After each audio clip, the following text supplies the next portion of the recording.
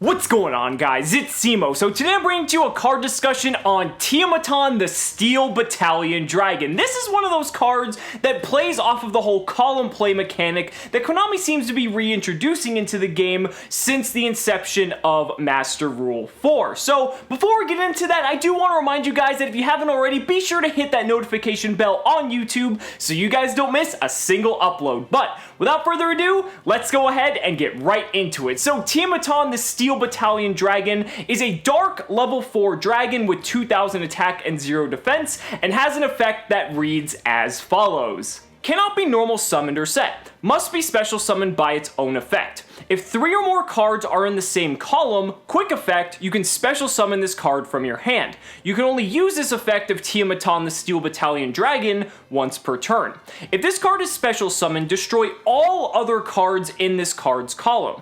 Unused zones in this card's column cannot be used. So that was a mouthful because this card has a lot going for it. Now, I definitely think since the inception of Master Rule 4 as well as the debut of Link monsters, Konami's been placing a much higher emphasis on reintroducing column mechanics and their significance in the game of Yu-Gi-Oh! I mean, we have archetypes like Magical Musketeers, which are entirely based on the column mechanic in general, and then we have absolute, like, shitty, disgusting cards like Fuse Line, which pretty much just say why column cards have always been bad in this game, but Tiamaton does something a little bit different here. Now, if you guys haven't already figured out, this card is a hand trap, and I know what you guys are thinking, you know, this game doesn't exactly need more hand traps, but this, I would say, is a very unique take on a hand trap, and what this card can do, it actually has a lot going for it. So with the introduction of Master Rule 4, one of the interesting things is that the extra monster zone plays a very vital role, and with the introduction of the extra monster zone,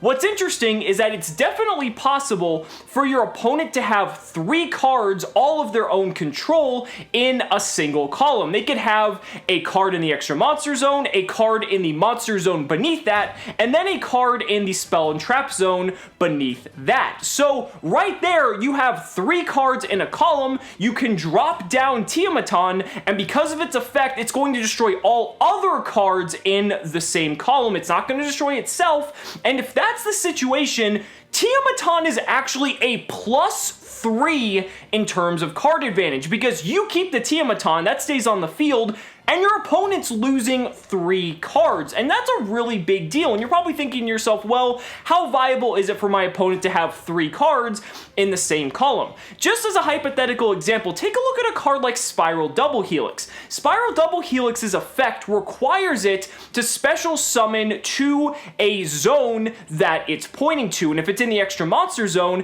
the only zone that Spiral Double Helix points to is down, meaning that you're able to already have 2 cards in your opponent's control, and if they actually are capable of placing a spell and trap beneath that monster that they summon in that instance, you're able then to drop Tiamaton when you have the opportunity to respond after your opponent might set the card, and then you can just completely nuke their board flat out from there. So I know that's a little bit of a niche example, but it's really easy to activate in that right circumstance if the cards that are basically in the meta at that time restrict your opponent and force them to play cards in specific columns.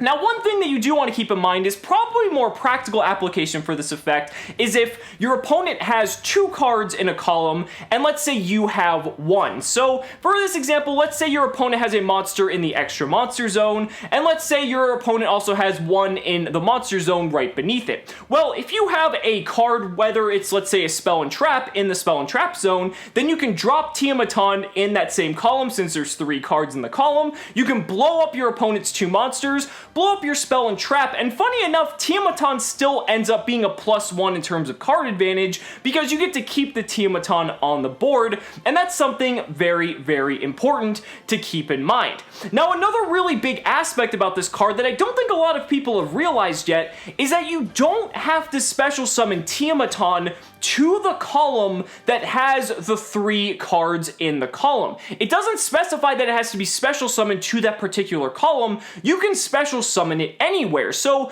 let's say there's 3 cards in a single column, but those aren't the cards that you want to destroy. Maybe your opponent has other cards in other columns that you feel are much more valuable to destroy because it's going to disrupt them much harder than, say, the cards that are already lined up in that column. Well, by placing it in a different column, Tiamaton's effect destroys all cards in the column that Tiamaton is placed in, meaning you're able to disrupt your opponent and you have the activation requirement met, so that it's basically going to disrupt your opponent and put you in a very advantageous position. I don't really see that it's being too difficult to have 3 cards in the same column, because there's something almost psychologically satisfying for us as players keeping our cards in line. If you always notice, unless you're playing against like a magical musketeer player, for instance, players always tend to place their face down cards right behind their monsters, or they'll place their monsters in a certain way, like right underneath their extra monster. And sure, sometimes with link monsters, there's benefits if the monsters are linked to one another, so that means that they're more likely to have the cards in the same column if the arrows dictate that certain direction. So, but aside from that, I think it's just generally psychologically satisfying to have a monster in your middle zone and then a set smaller trap card behind that monster, because there's something almost about the symmetry of it that just makes it feel psychologically satisfying. So I think that natural psychological tendency helps play into Tiamaton's viability until your opponent knows you're playing it, because let's be real, once your opponent sees that you're playing this, they're going to probably do everything in their power to play around it.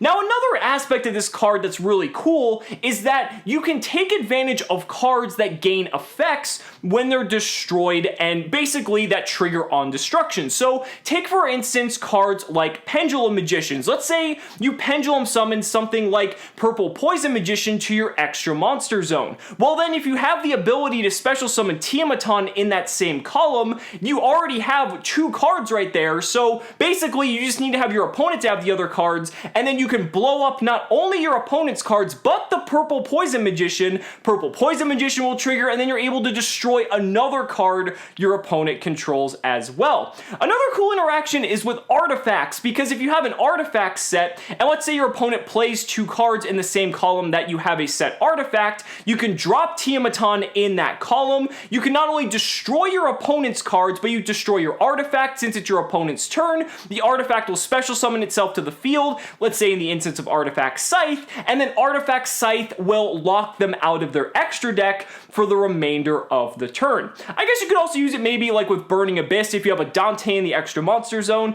and your opponent happens to just place 2 other cards in that same column as Dante, drop down Tiamaton, Dante will be destroyed, but because it is a Burning Abyss monster, you're going to recur that advantage anyway, so on top of it already being a +1, you're able to just get that back with the resources that you're going to recruit off of Dante, so you're really not losing a whole lot altogether.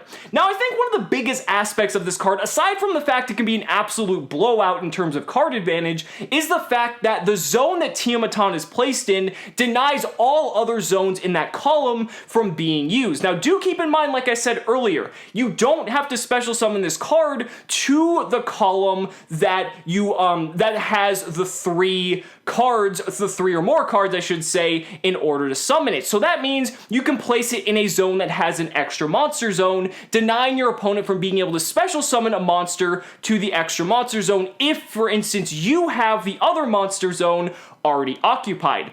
You can also play it on the far left or far right side of the game board, and that denies your opponent from being able to complete a pendulum scale, because if they're unable to place scales in the pendulum zone, they can't complete their pendulum scale, which means they can't pendulum summon, and that's going to put you in a very, very strong position. Going back to something like Double Helix as well, let's say your opponent has the ability to special summon a monster using Double Helix to the zone to the left that Double Helix would be pointing to. Well, the interesting thing about that is if you're able to special summon Tiamaton in the column that the Spiral Double Helix would be pointing towards, they're not going to be able to special summon a monster to that zone, and you're able to deny your opponent the ability to go and combo off. So there's a lot of neat little intricate tricks that you can do with Tiamaton the more you start looking into it. But every card does have its downside, and I do want to discuss that as well. I feel like Tiamaton can be rather conditional because while 3 cards in the same column isn't too unlikely, I think it's something that it's not going to happen too often unless cards like, again, going back to Spiral Double Helix, help facilitate and dictate your opponent having to play cards in a specific column. I feel like most of the time, players kind of spread their cards out well enough that that's not going to come up too often until you get to them setting spell and trap cards in maybe main phase 2, because at that point, if they have several back row, they're just going to set them all, and typically, like I said, there's that psychologically satisfying feeling that they want to have them all next to each other and kind of clustered together for whatever reason that may be, and maybe they're going to place that 3rd card in that column so you can drop this card in main phase 2 and just nuke an entire column worth of cards. Who knows? But I think the biggest drawback of this card is that once you see your opponent playing Tiamaton at all, you are going to do everything in your power to play around this card. And again, depending on the type of deck that you're playing, that may not be too difficult to do. It's very easy if you think about it, as long as you can break out of your OCD and really not have your cards clustered all together. It's kind of like when you're playing up against Magical Musketeers. You're having to play your cards away from the Magical Musketeer monsters themselves so that you're not triggering the effect for your opponent and making it so that they have to trigger the effect themselves. So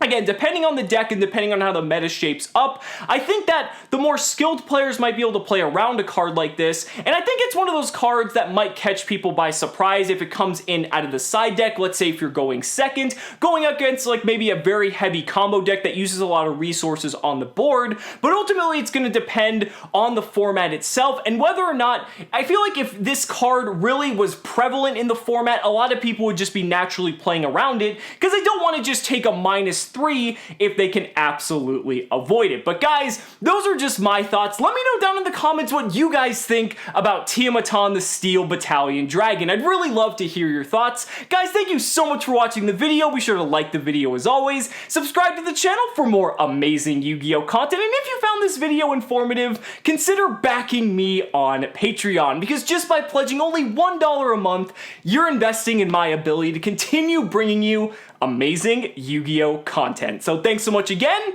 and we'll see you next time.